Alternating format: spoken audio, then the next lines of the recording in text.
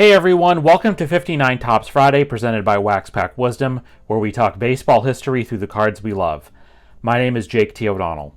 We built the iconic 1959 Topps baseball set, and in this series we're going through every card to talk about the players, teams, and people who made up Major League Baseball in 1959. Today, we'll cover cards 310 through 319 in the set. Card number 310 belongs to Luis Aparicio of the Chicago White Sox. 1959 was Aparicio's fourth season in the majors. Perhaps no player in the history of baseball is more closely linked with the growth of their sport in their home nation than Aparicio is with Venezuela. That linkage was not just due to the Hall of Fame success Aparicio experienced in Major League Baseball, but the way he played it, through speed and smarts on the bases, through his endurance and longevity, and most importantly, through his sheer brilliance as one of the finest defensive shortstops the game has ever seen. The story for Aparicio begins on the fields of Maracaibo, Venezuela, where Aparicio was the son of one of the country's most feted baseball stars, also named Luis. Constantly around the game, the younger Luis learned baseball from his earliest days and caught the attention of scouts with his electrifying play during tournaments in Venezuela in 1953. He signed with the White Sox for $10,000 and started his minor league career in 1954. After a strong year in Double-A in 1955, Aparicio was poised to win the White Sox shortstop job once the club traded away fellow Venezuelan Chico Carrasquel. At 21, Aparicio debuted on the South Side, batting .266, playing strong defense, and winning the AL Rookie of the Year award. He led the AL in stolen bases that year, something he would do for each of his first 8 years in the major leagues. Aparicio would form one of the greatest double play combinations in MLB history with fellow Hall of Famer Nellie Fox manning second base. In 1958, Aparicio made his first AL All-Star team and would win the first of 9 Gold Glove awards for his incredible shortstop defense. For 1959, Aparicio would be the epitome of the go-go White Sox, leading the majors with 56 stolen bases and finishing second to Fox in league MVP voting. The White Sox won the pennant, and Aparicio hit .308 in the World Series, although the Palehose lost in 6 games. The accolades kept piling up for Aparicio through the next few years, as he was one of the most consistently excellent players in MLB. The White Sox chose to go into a rebuild after 1962 and traded Aparicio to a burgeoning Orioles team. There, he formed an incredible left side of the defensive infield with third baseman extraordinaire Brooks Robinson. In 1966, Aparicio finished 9th in AL MVP voting, again won the Gold Glove, and helped lead the Orioles to the World Series championship. He was reacquired by the White Sox for 1968, and he'd spent 3 strong years there, batting .313 in 1970. Aparicio's final 3 MLB seasons were spent with the Red Sox, and he retired after being released during 1974 spring training. Aparicio has spent his years since retirement as the foremost ambassador of baseball for the nation of Venezuela. 10 years after his retirement, Aparicio became the first Venezuelan elected to the Hall of Fame. He spent time managing and broadcasting baseball in his home country. He was named the Athlete of the 20th Century for Venezuela, and his number 11 is retired by every Venezuelan team. As of this recording, Luis Aparicio is 90 years old. He will turn 91 in April of 2025. Following the passing of Willie Mays, Aparicio is the oldest living Hall of Famer. We also wanted to share this photo submitted via email from our subscriber Larry R. Larry is on the right in this photo, dated from September 19, 1959, with Aparicio at the Old Comiskey Park in Chicago, along with his brother Mike and his father Mike Sr., a local Chicago radio personality. Thanks so much to Larry for the contribution. Card number 311 belongs to Norm Zauchin of the Washington Senators. 1959 was Zauchin's 6th and final year in the big leagues. Zauchin was a first baseman who spent his time in the majors with the Red Sox and Senators. He played multiple years in the minor leagues before making his big league debut late in the 1951 season with the Red Sox. In 1952, Zauchin would be inducted into the Army. He was discharged from the Army in 1954 just in time for spring training. 1955 would prove to be his best year with a .329 batting average, 27 home runs, and finishing third in Rookie of the Year voting. On May 27, 1955, he collected 10 RBIs in a single game with 3 home runs, and a double in the first 5 innings of a 16-0 victory with the Red Sox against the Senators. In 1958, the Red Sox traded Zauchin to the Senators. Zauchin was once fined $5 for chatting with a spectator. The fine was refunded when it was discovered that he was talking to his doctor about his shoulder. After his retirement from baseball, Zauchin's son David would go on to become a golf pro at a local country club, where the elder Zauchin would frequently play, including in tournaments with many retired ball players. Zauchin also would follow baseball religiously throughout his retirement. He died in 1999 at the age of 69 after a battle with prostate cancer. His grandson Chad Smith is a professional baseball player who played in the big leagues for the Rockies in 2022 and the Athletics in 2023. Card number 312 belongs to Don Newcombe of the Cincinnati Redlegs. 1959 was his 12th year in the big leagues, including 2 years in the Negro National League. Newcombe was one of the most dominant right-handed pitchers of his era, but he didn't debut in the National League until he was 23, missed a couple years of military service, and was out of baseball at the age of 34 after losing effectiveness shortly after 1959. Newcombe was signed by the Newark Eagles at the age of 18 and made his debut in the Negro National League in 1944. The following year, he was signed by the Dodgers along with fellow black baseball pioneer catcher Roy Campanella.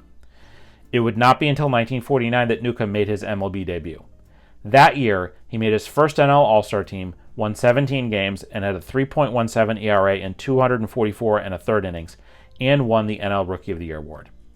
He was an All-Star again the next year, and in 1951, Newcombe was the anchor of a Dodgers team that paced the National League for most of the season. Newcombe was an All-Star, won 20 games, and pitched 272 innings, and led the league. He was an All-Star, won 20 games, pitched 272 innings, and led the league with 164 strikeouts. Newcombe pitched spectacularly for the first 8 innings of the third and deciding game of the NL Pennant playoff against the hated Crosstown Giants. But he tired in the ninth, left the game with a 2-run lead, and Ralph Branca allowed his inherited runners to score on Bobby Thompson's legendary walk-off homer to win the Giants the pennant. That would be Newcombe's last game until 1954 due to 2 years of military service. Newcombe was again an All-Star in 1955 when the Dodgers finally won their first World Series title. The following season would be his best in MLB, winning 27 games and taking home both the Cy Young Award and the NL MVP Award. He would be the only pitcher to win a World Series title, a Cy Young Award, and an MVP in his career until Justin Verlander equaled the feat in 2017. After the Dodgers moved to LA in 1958, Newcombe was traded to the Reds, where he would stay until mid-1960. His final stop was in Cleveland. During his career and after, Newcombe struggled with alcohol abuse and suffered financial problems. In recovery, he was heavily involved in alcohol awareness and treatment programs, and he served as a director of community relations for the Dodgers from 1970 until near the end of his life. Card number 313 belongs to Frank House of the Kansas City Athletics. 1959 was House's 8th year in the big leagues. House was a solid defensive catcher who would spread his time in the majors between the Tigers, Athletics, and Reds. He was known for calling a good game, blocking the plate, and having a strong arm. House would earn the nickname Pig from his childhood, when his family used to say he was big as a house, standing at 6'1", which was then twisted into Pig. House signed with the Tigers directly out of high school, when he received one of the largest signing bonuses at the time of $75,000 and 2 automobiles. His most productive season would be in 1955, where he hit .259 with 15 home runs and 53 RBIs in 102 games. His 10-year Major League career would yield a .248 batting average with 47 home runs and 235 RBI.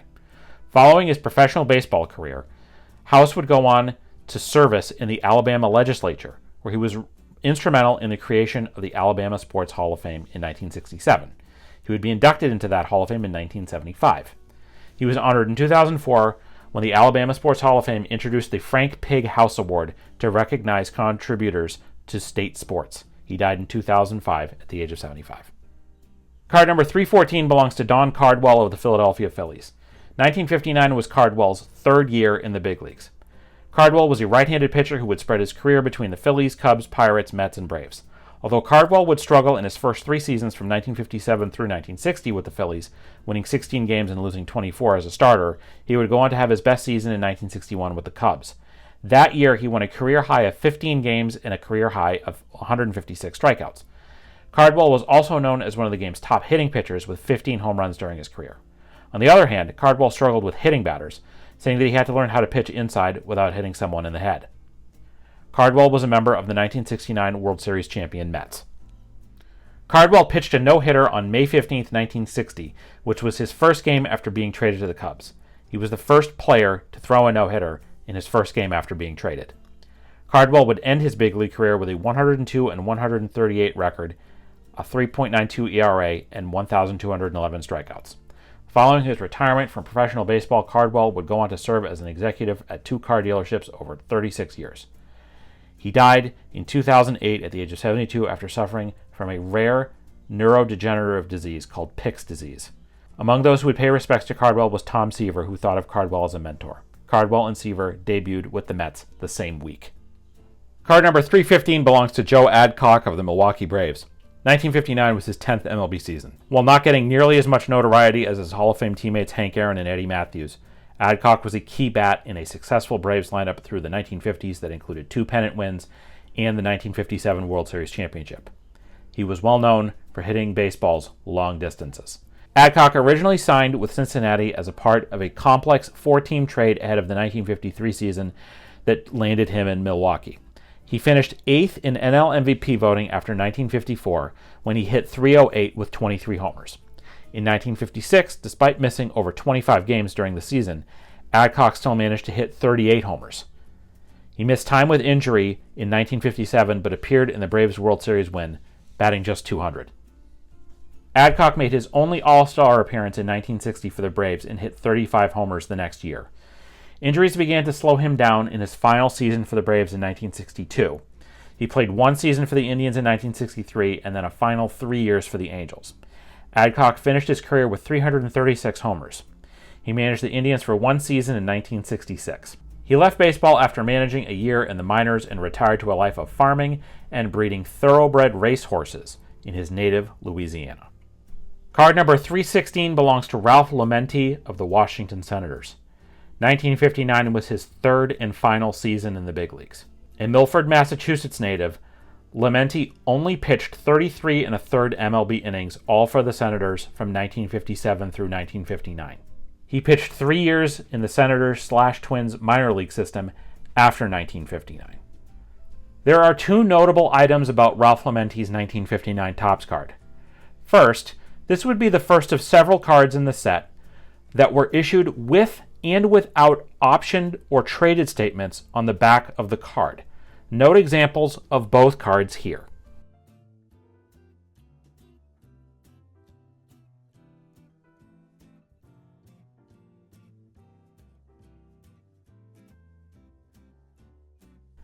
Notice the option statement under the cartoon on the back of this card that was not on the original card.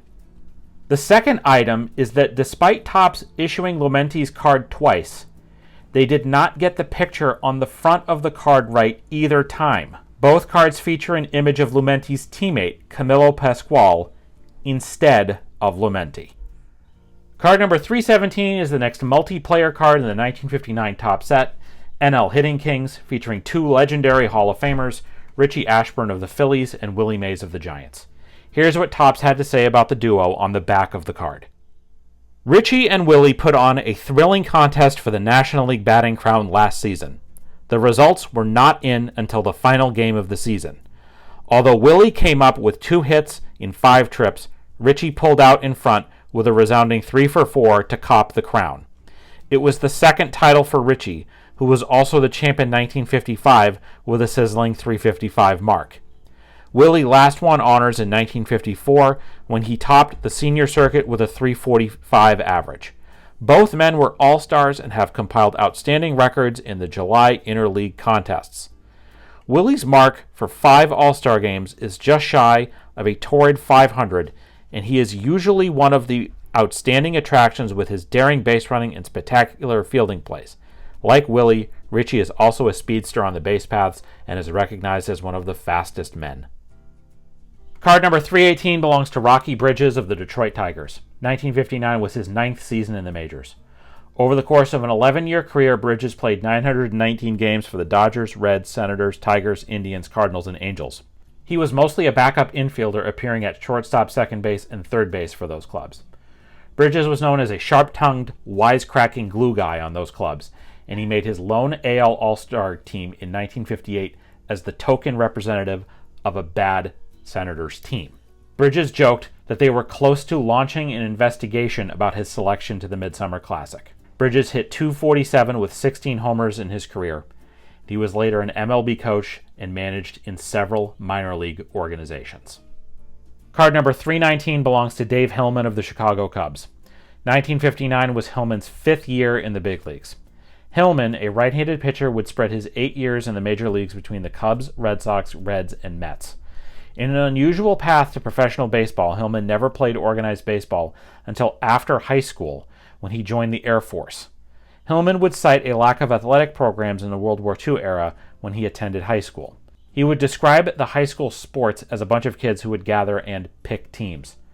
Upon leaving the Air Force, Hillman returned home and struggled to find a job, as many in his position did.